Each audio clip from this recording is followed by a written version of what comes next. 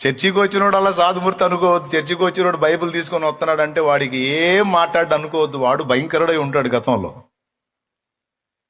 వాడు భయంకరుడై ఉంటాడు. యేసు ప్రభు వాడిని అలా మార్చాడు. దేవునికి స్తోత్రం కలుగును గాక. చాలా మందికి యేసు ప్రభు నమ్ముకున్నారు, చర్చికి బైబిల్ తీసుకొని పోతున్నారంటే తేలిగ్గా చూస్తారు. వాళ్ళల్లో పాతోడు పునరుద్ధానం చెందాడంటే ఇటు చేస్తాడు.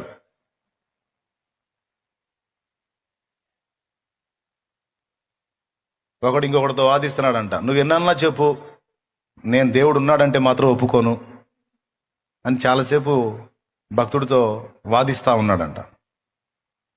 ఆ పక్కన కొంచెం ఎడంగా ఒకడు కూర్చొని ఉన్నాడు. వీళ్ళ సంభాషణ వింటా ఉన్నాడు. పాప ఈయన ఎంతో కన్విన్స్ చేసి చెబుతున్నాడు, కాదయ్యా దేవుడు ఉన్నాడు, దేవుడు గొప్పోడు, దేవుడు నిజంగా యేసు ప్రభు అయ్యా అని చెప్పి ఈయన సువార్త చెబుతున్నాడు. వాడేమో నువ్వు ఎన్నన్నా చెప్పు సార్, నేనెన్నో అని ఎగిరెగిరి పడుతున్నాడు ఈయన మీద. దాదాపు అరగంట సేపు వాడు వాదిస్తానే ఉన్నాడు. ఈ అరగంట సేపు వాదన విన్న ఆ పక్కోడు లేచి వచ్చి వీడి పక్కన కూర్చొని, ఒరే దౌర్భాగ్యుడా, దేవుడు ఉన్నాడు అంటే నువ్వు నమ్మవేమో దరిద్రుడా, నేను